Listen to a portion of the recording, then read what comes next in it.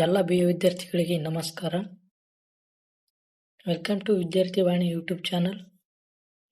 ನಾವು ಇವತ್ತು BA 3ನೇ ಸೆಮಿಸ್ಟರ್ನ ಇತಿಹಾಸ ಭಾಗದಲ್ಲಿ 15 ಅಂಕಕ್ಕೆ ಕೇಳಬಹುದಾದ ಪ್ರಮುಖವಾದ ಪ್ರಶ್ನೆವಾಗಿರುವಂತಹ ಅಲ್ಲಾವುದ್ದೀನ್ ಖಿಲ್ಜಿಯ ಜೀವನ ಮತ್ತು ಸೈನಿಕ ಸಾಧನೆಗಳ ಬಗ್ಗೆ ತಿಳಿದುಕೊಳ್ಳೋಣ.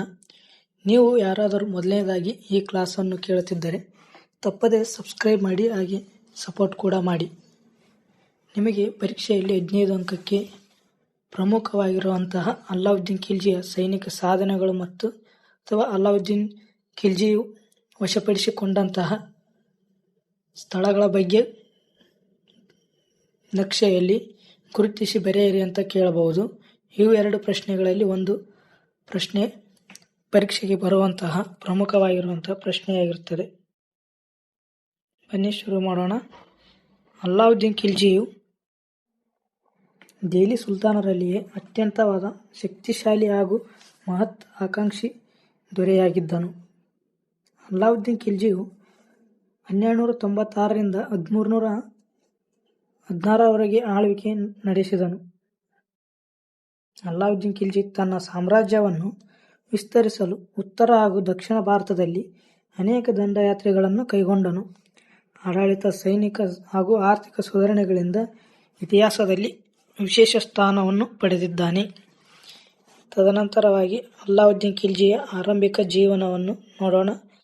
ಅಲ್ಲಾವುದ್ದೀನ್ ಖಿಲ್ಜಿಯ ಮೂಲ ಹೆಸರು ಅಲಿ ಗುರ್ಷಪ್. ಖಿಲ್ಜಿ ವಂಶದ ಸುಲ್ತಾನನಾದ ಜಲಾಲುದ್ದೀನ್ ಖಿಲ್ಜಿಯ ಸಹೋದರಳಿಯ ಹಾಗೂ ಅಳಿಯನಾಗಿದ್ದನು. ಆರಂಭದಲ್ಲಿ ಕಾರಾ ಮತ್ತು ಅಹಮದ್ ಪ್ರಾಂತ್ಯಗಳ ರಾಜ್ಯಪಾಲನಾಗಿ ಕಾರ್ಯನಿರ್ವಹಿಸುತ್ತಿದ್ದನು. ನಂತರ ಜಲಾಲುದ್ದೀನ್ ಖಿಲ್ಜಿಯನ್ನು ಹತ್ಯೆ ಮಾಡಿ ಕ್ರಿಸ್ತಶಕ 1296ರಲ್ಲಿ ದೆಹಲಿ ಸುಲ್ತಾನನಾದನು. ಅಲ್ಲಾವುದ್ದೀನ್ ಖಿಲ್ಜಿಯು ದೆಹಲಿ ಸುಲ್ತಾನನಾದ ನಂತರ ಉತ್ತರ ಭಾರತದ ದಂಡಯಾತ್ರೆಗಳನ್ನು ಕೈಗೊಳ್ಳುತ್ತಾನೆ.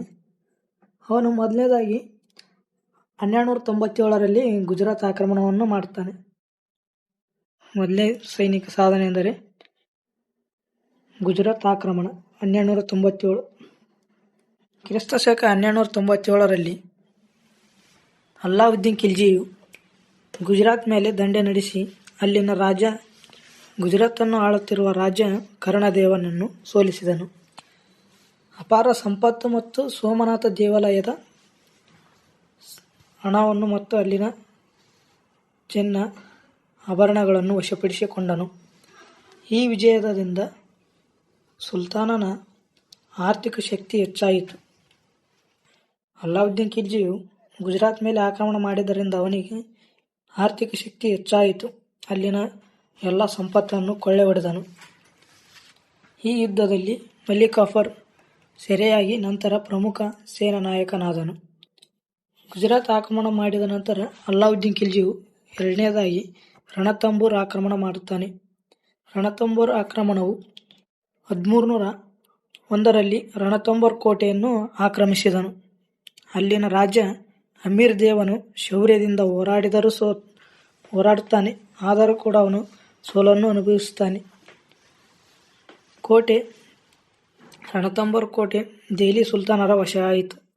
ರಜಪೂತರ ಶಕ್ತಿಗೆ ಇದು ದೊಡ್ಡ ಹೊಡೆತವಾಯಿತು.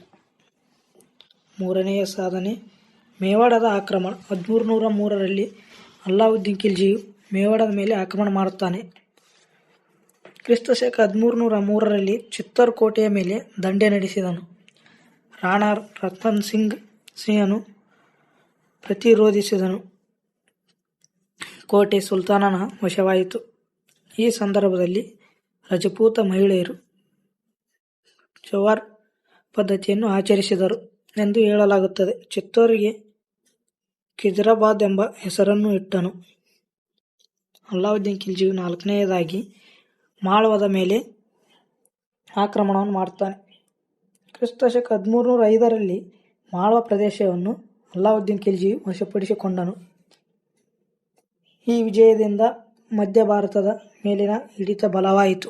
ಉಜ್ಜಯಿನಿ ಸೇರಿದಂತೆ ಹಲವು ಪ್ರದೇಶಗಳನ್ನು ಸುಲ್ತಾನನ ಅಧೀನಕ್ಕೆ ಬಂದವು. ಸಾಮ್ರಾಜ್ಯದ ವಿಸ್ತರಣೆಗೆ ಇದು ಸಹಾಯ ಮಾಡಿತು ಅಲ್ಲಾವುದ್ದೀನ್ ಖಿಲ್ಜಿಗೆ. ನೆಕ್ಸ್ಟ್ 5ನೇದ್ದು ಸಿವಾನ್ ಆಕ್ರಮಣ. ಈ ಶಿವನ ಆಕ್ರಮಣವನ್ನು ಅಲ್ಲಾವುದ್ದೀನ್ ಖಿಲ್ಜಿಯು ಕ್ರಿಸ್ತಶಕ 1308ರಲ್ಲಿ ಶಿವಾನ್ ಕೋಟೆ ಮೇಲೆ ದಾಳಿ ನಡೆಸ್ತಾನೆ. ರಜಪೂತ್ ತೀವ್ರ ಪ್ರತಿರೋಧ ನೀಡಿದರು. ಕೋಟೆ ಸುಲ್ತಾನನ ವಶವಾಯಿತು. ಇದರಿಂದ ರಾಜಸ್ಥಾನದ ಮೇಲೆ ಅವನ ಪ್ರಭಾವ ಹೆಚ್ಚಾಯಿತು. ಉತ್ತರ ಭಾರತದಲ್ಲಿ ತನ್ನ ಅಧಿಕಾರವನ್ನು ಮತ್ತಷ್ಟು ಬಲಪಡಿಸಿದನು. ಇದೆಲ್ಲಾದ ನಂತರ ಅಲ್ಲಾವುದ್ದೀನ್ ಖಿಲ್ಜಿಯು ಇಷ್ಟಕ್ಕೆ ನಿಲ್ಲಲಿಲ್ಲ.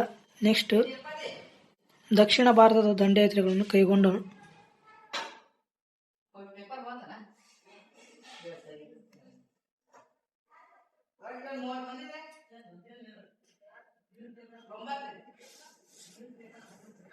ಮೊದಲನೇದು ದೇವಗಿರಿ ಆಕ್ರಮಣ ಮಾಡುತ್ತಾನೆ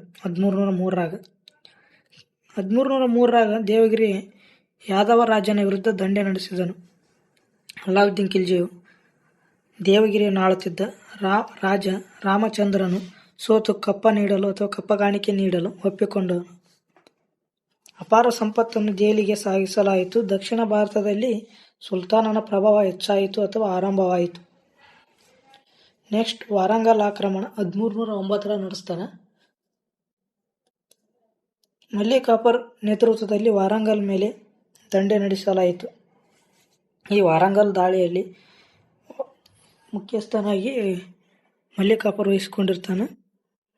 ಕಾಕತೀಯ ರಾಜ ಪ್ರತಾಪರುದ್ರನು ಶರಣಾದನು. ಅಪಾರ ಸಂಪತ್ತು ಮತ್ತು ಆನೆಗಳನ್ನು ದೆಹಲಿಗೆ ಕಳಿಸಲಾಯಿತು. ದಕ್ಷಿಣದಲ್ಲಿ ಸುಲ್ತಾನನ ಪ್ರಭಾವ ಮತ್ತಷ್ಟು ವಿಸ್ತರಿಸಿತು. ನೆಕ್ಸ್ಟ್ ದ್ವಾರ ಸಮುದ್ರದ ಆಕ್ರಮಣ. ಅಲ್ಲಾವುದ್ದೀನ್ ಖಿಲ್ಜಿಯು ಕ್ರಿಸ್ತಶಕ 1310ರಲ್ಲಿ ಹೊಯ್ಸಳರ ರಾಜಧಾನಿಯಾದ ದ್ವಾರ ಸಮುದ್ರವನ್ನು ಆಕ್ರಮಿಸಲಾಯಿತು. ರಾಜ ವೀರ ಬಲ್ಲಾಳನು ಕಪ್ಪ ನೀಡಲು ಒಪ್ಪಿಕೊಂಡನು. ಅಪಾರ ಸಂಪತ್ತನ್ನು ವಶಪಡಿಸಿಕೊಳ್ಳಲಾಯಿತು. ಹೊಯ್ಸಳರ ರಾಜ ಸುಲ್ತಾನ ಅಧೀನವನ್ನು ಒಪ್ಪಿಕೊಂಡನು. 4ನೇದ್ದು ಮಧುರೆ ಆಕ್ರಮಣ.